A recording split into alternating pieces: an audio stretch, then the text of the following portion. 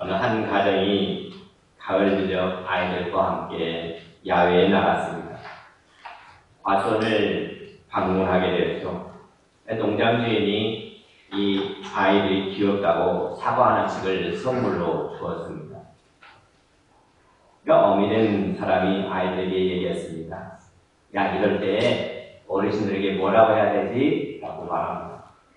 그러니까 머뭇거리고 있는 아이들을 그때 야, 5자 있잖아, 5자 라고 말합니다. 5자 뭐가 생각납니까? 이 5자 하니까 이 6달 난 아이가 사과를 불쑥 내밀면서 깎아주세요. 그 옆에 있던 이 오빠가, 8살 난 오빠가 가만히 생각해보더니 딱 내밀더니 뭘 이런 걸 다 라고 얘기했다고 합니다. 우리는 오늘 계속해서 이제 감사에 대한 이야기를 해보려고 합니다. 오늘 본문에 보니까 아주 망망지중의 그 세상에 276명을 둔 배가 한 척 떠 있습니다. 배 안에는 로마로 호송하는 죄인들과 그 호송을 만든 군인들, 또 상업을 하는 상인들이 타고 있었습니다. 그런데 이 배가 광풍을 만나서 파산 직전에 놓이게 되었습니다. 우리가 27장 전체를 읽어야 되겠지만 앞편에 읽지 않았지만 27장 14절에 보니까 여기에 뭐가 있으면 광풍은 대작하고 라고 말하고 있습니다. 그러니까 유라굴로라는 광풍이 크게 일어났다라고 말하고 있습니다. 또 18절에 가서 보면은 우리가 풍랑으로 심히 애쓰다가 라고 말합니다. 풍랑은 극심했습니다. 그러니까 살아날 가망은 거의 없는 절박한 지경이었습니다. 그래서 20절에 보니까 이렇게 말합니다. 여러 날 동안 해도 별도 보이지 않냐고 큰 풍랑이 그대로 있음에 구원의 여망마저 없어졌더라라고 말합니다. 그야말로 생과 사의 시대입니다.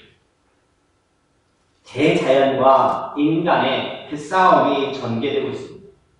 싸움은 아주 처절했습니다. 그러니까 풍랑은 인간의 무기인 화물과 선박 기구들을 다 빼앗아 버렸습니다. 따라서 인간은 대자연과 더 이상 싸움을 계속할 수 없게 된 것입니다. 근데 이 싸움은 장기화되었습니다. 276명은 죽음의 궤를 여러 차례 내려갔습니다. 공포와 전율을 떨기를 며칠 동안 했냐면 14일 동안 했다라고 말하고 있습니다. 이같이 철저한 그 생족 같은 고난 중에 지위나 명예나 부귀영화 같은 세상적인 것들은 아무런 소용도 없었습니다. 가치도 효용도 없었습니다. 다만 현재의 목숨이 이력 편주 안에 남아있다는 사실이 중요했고 침몰 익사되지 않냐고 구사일생이 살아남아있다는 사실이 중요했고 살아남는 것이 이들에게는 소원이었습니다.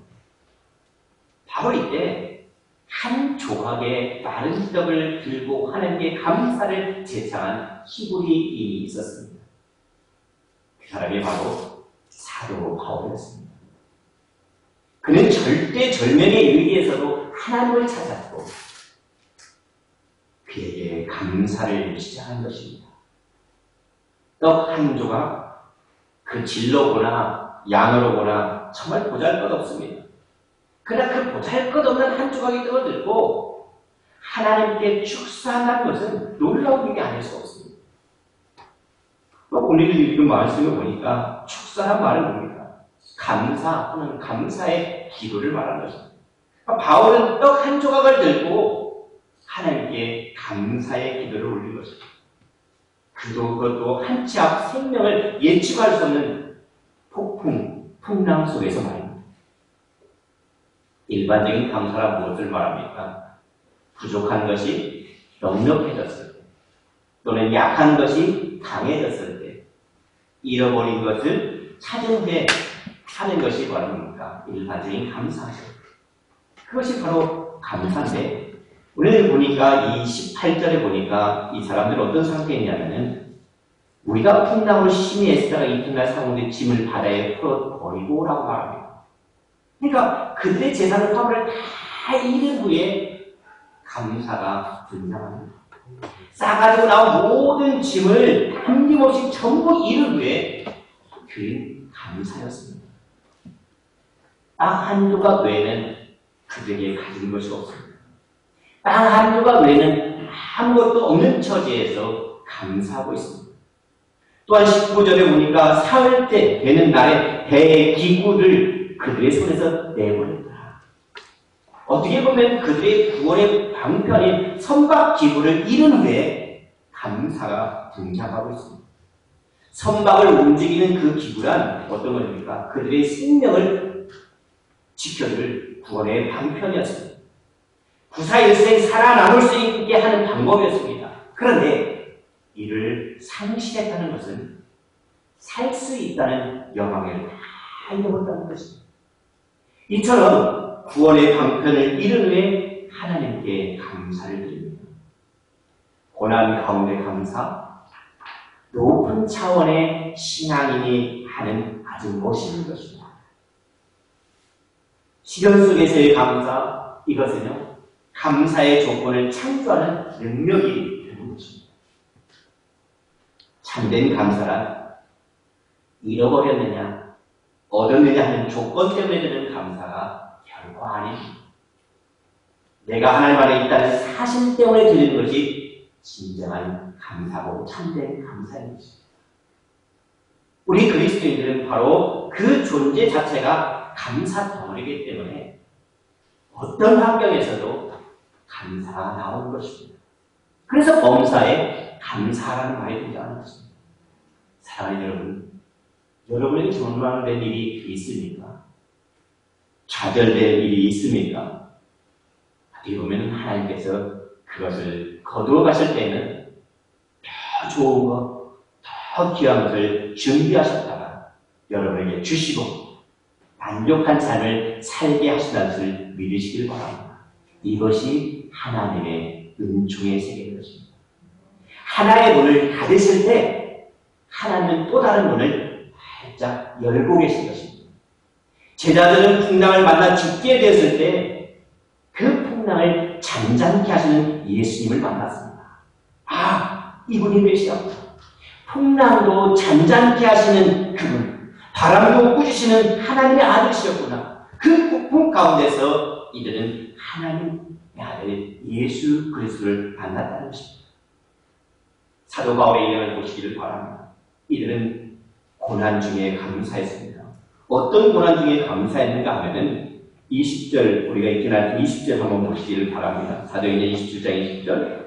여러 날 동안 해도 별도 보이지 아니하고 큰 풍랑이 그들을 있음에 구원의 영광마저 없었더라. 그러면 절망적인 모든 것이 다 사라진 절망적인 고난 중에 하나님께 감사했다라고 말하고 있습니다. 좀 더 나가서 23절에 보니까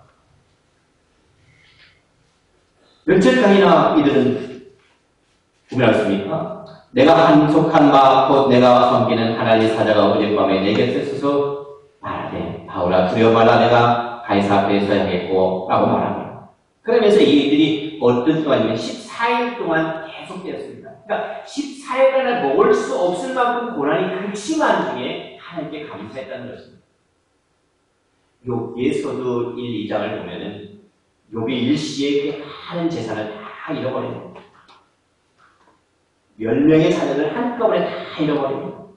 몸은 나병 같은 악창에 걸려서 잿더미 위에 앉아있어 기와 쪽으로 긁으며 고생하는 인간 최악의 재난에 시달리는 참상이 욥기 1장에 등장하고 있습니다. 심지어 유일하게 살아남아있는 아내마저 뭐라고 합니까? 당신이 믿는 하나님을 저주하고 죽으라고 욕을 합니다. 또 평소에 그를 따르고 존경하는 친구들까지도 내가 평소에 무슨 죄를 지었기에 이런 천벌을 받느냐고 비난을 했습니다. 만약에 욥이 현세적인 그런 복 때문에 하나님을 경외한 사람이었다면 분명 이러한 상황에서 하나님을 저주하고 자기를 학대하며 목이라도 메고 말았을 것입니다. 그러나 욥은 이런 고난 중에도 하나님을 찬양하고 하나님께 감사를 드렸습니다. 주신 분이 하나님이시며 하나님은 거두어 가실 권세도 있으시다. 하나님은 거두어 가시기도 하시고 얼마든지 더 주시기도 하실 수 있다. 하나님은 무조건 나를 사랑하신다. 하나님은 무조건 나를 용납하신다라는 걸 보여줍니다. 우리 또한 무조건적인 환경에서 감사하고 사랑하고 하나님을 신뢰할 때 하나님은 우리의 구원자가 되십니다. 하나님은 우리의 구원자가 되십니다. 우리는 또한 하나님의 성품을 닮아가게 되는 것입니다. 특별히 오늘 읽은 본문 말씀에 보면요, 오늘 보면 코로 숨 쉬고 사는 이 자체를 감사하고 있습니다. 어떻게 모든 것을 잃음에도 감사할 수가 있겠습니까? 고난 중에도 감사하는 이유가 무엇이기 때문에? 목숨을 잃지 않았기 때문에 그렇습니다. 화물은 다 잃어버렸습니다. 선박 기구도 다 상실했습니다. 그러나 그것들보다 훨씬 귀한 목숨은 잃지 아니했다는 것입니다. 어느 것이 귀합니까? 재물인가요? 목숨인가요? 천하보다 더 귀한 목숨을 잃지 아니한 것이 감사의 이유였습니다. 그리스도인들의 감사는 바로 구원 얻은 생명을 감사하는 것입니다. 최고의 추수는 바로 내 영혼이 천국으로 추수된 것입니다. 내 생의 최고의 추수는 예수를 얻은 것이요, 신앙을 얻은 것이요, 하늘나라를 얻은 것입니다. 예수님을 얻었다는 사실 때문에, 오직 예수님 때문에 감사하며 울어본 적이 있습니다. 나를 위하여 하나밖에 없는 아들 예수 그리스도를 이 땅에 보내 십자가에 죽게 하신 하나님의 사랑이야말로 아무리 감사해도 지나침이 없습니다. 아무리 감사해도 그 은혜를 무엇으로 다 말할 수가 있겠습니까? 예수 믿고 감사하지 않는 것이 어떻게 보면 기적입니다. 예수 믿고 기뻐하지 않는 것이 어떻게 보면 기적입니다. 예수 믿고 헌신하지 않고 충성하지 않는 것이 어떻게 보면 기적이라고 말할 수 있습니다. 사도 바울은요, 한 조각의 떡이나마 먹을 수 있다는 사실 하나도 감사했습니다. 14일간 먹지 못했던 처지에서 이제는 먹을 수 있다는 것에 그것이 감사의 이유가 된 것입니다. 비록 떡 한 조각에 지나지 않아 먹을 수 있다는 것은 하나님이 내려주신 복이라 감사하지 않을 수가 없는 것입니다. 언젠가 장애인 올림픽을 봅니다. 전 세계 인구의 10%가 장애인이라고 하잖아요. 장애인들을 보면서 우리의 손발을 어루만져 봅니다. 우리의 눈을 다시 한번 보게 됩니다. 우리는 손발이 있음에 감사할 수가 있고, 말씀을 들을 수 있는 귀가 있음에 감사할 수가 있고, 굶지 않고 먹을 만큼의 쌀과 입이 있으니 감사, 자유로운 내 나라가 있으니 감사, 오늘도 맥박이 뛰고 있음에 감사, 예수 그리스도를 보내주신 하나님이 살아계시니 감사, 섬길 수 있는 교회가 있고 사랑할 수 있는 교우들이 있다는 것에 또한 감사를 드립니다. 그래서 우리는 더 충성하지 못한 것에 대해서 죄송해하고 더 사랑하지 못한 것에서 송구한 마음이 드는 것이 우리 성도들인 줄 압니다. 그러면 우리들은 이제는 감사를 배우시기를 바랍니다. 감사는 기적을 일으키는 능력이 됩니다. 본문에서 주목해야 할 사실은 배에 동승한 사람이 몇 명이라고 말합니까? 276명이라고 했습니다. 276명 모두가 한 마음으로 감사했다는 사실입니다. 이러한 감사가 끝난 다음에 어떤 일이 일어납니까? 기적이 발생했습니다. 아무런 기구도 없는 배가 멜리데라는 섬에 밀려갔습니다. 거기서 토인이 한 대를 받게 되었고 그들은 모두가 살 수가 있었습니다. 감사가 그들의 구원으로 인도한 것입니다. 언제나 감사는 기적을 초래합니다. 예수님의 감사에서도 마찬가지였잖아요. 예수님께서 유대 광야에서 떡 한 조각을 들고 하는 축사하실 때 그 500미어로 5,000명이나 먹고도 12바구니나 남았다고 말하고 있습니다. 감사는 기적을 일으키는 능력이 됩니다. 또한 감사는 생의 의미를 가져다 줍니다. 우리의 삶의 가치를 의미 있게 만들어줍니다. 우리들이 하나님을 감사하면 그때 하나님은 나의 하나님이 되는 것입니다. 우리들 마음속에 우리 교회가 다니는 것을 우리가 다니는 교회가 있을 때 감사할 때 이 한길교회는 나의 교회가 되는 것입니다. 가정에서 서로 감사한 마음을 가질 때 나의 아내가 되고 나의 남편이 되는 것입니다. 살고 있는 이 땅을 살아갈 때 나의 조국이 되는 것입니다. 감사한 마음이 있을 때 사는 의미가 있고 보람을 느끼게 되는 것입니다. 감사는 삶의 의미가 있습니다. 또한 감사는 생애의 변화를 가져다 줍니다. 자기를 변화시킵니다.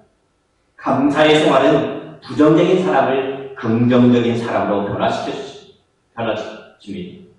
부정적인 사람은 밝은 면보다는 어두운 면을 보고 좋은 점보다는 나쁜 점을 먼저 생각하기에 창조적일 수가 없습니다.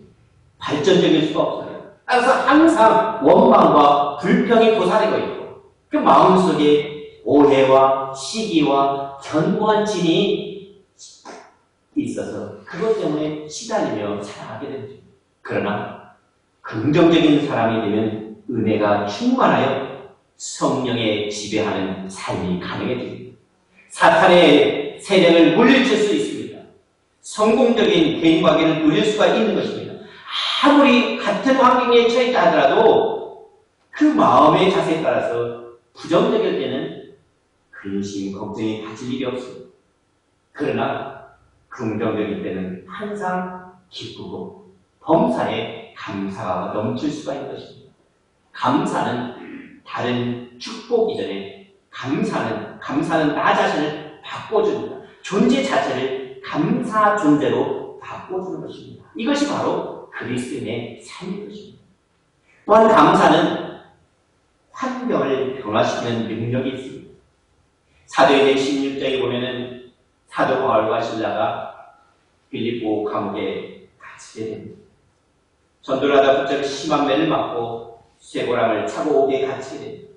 그런데 그들은 그곳에서 원망하지 않았습니다. 하나님, 내가 하나님의 일을 했는데 왜 나에게 이런 고통을 주십니까? 왜 나를 이곳에 가둬놓습니까? 원망하지 않고 감사의 기도를 드리고 찬송을 불렀습니다. 그때 옥터가 흔들리고 쇠고랑이 끊어지고 온 문이 열리지 않았겠습니까? 이 사건은 무엇을 말해줍니까? 그것은 모든 일을 우리를 향하신 하나님의 뜻으로 믿고 어떤 환경에도 감사할 때 모든 악조건의 환경이 변화해서 복의 환경으로 바뀐다는 것입니다. 바울 일행의 쇠고랑은 풀어지고 간수장이 오히려 어떻게 합니까? 무릎을 꿇고 사도 바울의 복음의 사슬에 묶여지고 말합니다. 여러분 중에 사년이 막힌 환경에 고민하고 낙심한 분 계십니까? 진심으로 감사하시기를 바랍니다. 진정으로 찬송하시기를 바랍니다. 악조건이 변하여 호조건이 될 것입니다. 감사가 있는 곳에 풍성한 하나님의 복이 있습니다. 찬양이 있는 곳에 온전한 평안이 있는 것입니다. 감사는 또 다른 감사의 조건을 생산해내는 능력이 있습니다. 갈라디아서 6장에 보면 많이 심으면 많이 거두고 적게 심으면 적게 거둔다 말하고 있습니다. 우리가 감사를 심으면 하나님의 복을 거둔다는 하나님께서 우주 창조시부터 세워주신 원리가 거기에 기록되어 있습니다. 하나님께 힘껏 감사를 드릴 때 하나님께 감사드릴 조건이 더 많이 생기는 축복의 원리를 믿으시기를 바랍니다. 촛불을 보고 감사하는 자에게는 전등불을 주시고 전등불을 보고 감사하는 자에게는 달빛을 주시고 달빛을 보고 감사하는 자에게는 햇빛을 주시고 햇빛 보고 감사하는 사람에게는 달빛도 햇빛도 필요 없는 영원한 천국의 빛을 주실 것이다 라고 말한 메티엘이 답변하 있습니다. 오늘 우리들 무엇 때문에 불만이 있겠습니까? 우리 있는 것에 감사하고 작은 것에 감사할 때 감사를 드릴 수 있기를 바랍니다. 감사하면 하나님께 영광이요 감사하는 자에게는 하나님의 복이 되는 것입니다. 믿음의 열쇠로 하나님의 창고를 열면 영생을 얻습니다. 감사의 열쇠로 하나님의 창고를 열면 하나님의 복을 얻게 되는 것입니다. 헌신의 열쇠로 하나님의 창고를 열면 능력을 얻습니다.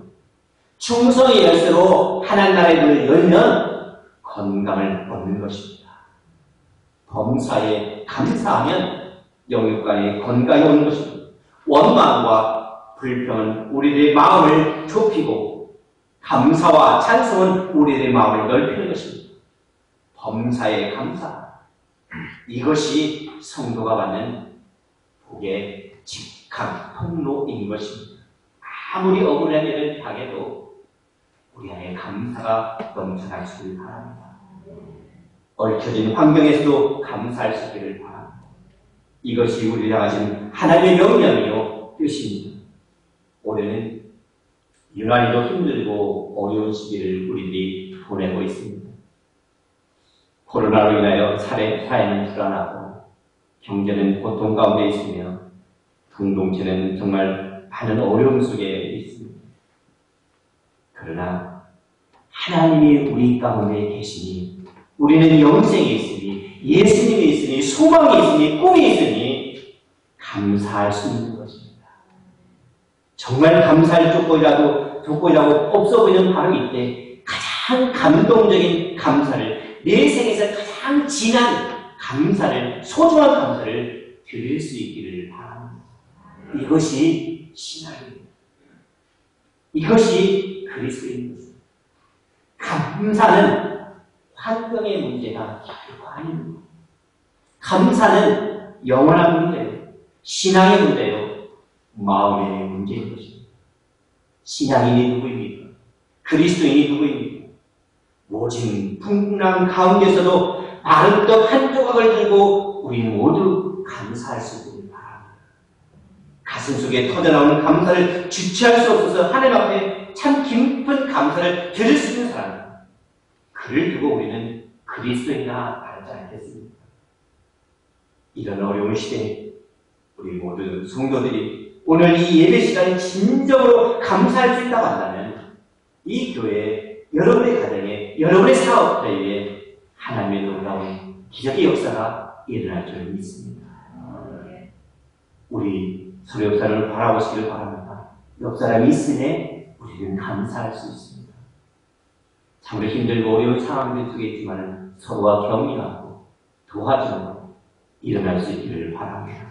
그래서 제가 2주 전에 여러분한테 제안을 했었습니다. 무엇을 제안했습니까? 혹시 기억하시는 분 있습니까? 하루에 1,000원씩 감사하고 하루에 매일 감사 일기를 쓰고 아침에 일어나자마자 하나님 감사합니다, 하나님 사랑합니다 고백하자고 했습니다. 제가 지난 그때 그 설교를 한 뒤에 집에 가서 얘기를 하는데 1,000원씩을 어떻게 모을까 고민을 했습니다. 근데 제 아들이 그 설교를 듣고 집에 가서 그 말하니까 아빠 요즘에 카카오뱅크라는 것이 있어서 그 매일같이 1,000원씩 적금할 수 있다고 하더라고요. 그 좋은 방법이다 해가지고 1,000원씩 하고 있습니다. 1,000원씩 적금을 해서 하니까 어떻게 방법이 없는 것이 아니라 차리는 있습니다. 물론 이제 어떤 권사님들은 매일 1,000원씩 호박호박 하면 이제 다음 추수감사절 때는 39만 9천 원 드리면 되죠 라고 말합니다. 예, 그렇습니다. 제 말을 듣고 그를 실천할 수 있는 사람이 있으면 감사를 드립니다. 그래서 매년 추수감사절 예배 때는 우리 모두가 다 감사한 돈으로 얼마씩 드릴 수 있어요? 네, 36만 5천 원씩 드릴 수 있기를 바랍니다. 한꺼번에 드리면 굉장히 많은 액수가 될 수 있지만 하루에 1,000원씩 하나님께 감사하면서 기도하면서 드릴 때 그것이 모여질 때 하나님의 놀라운 역사를 일으킬 줄 압니다. 이렇게 기도하겠습니다.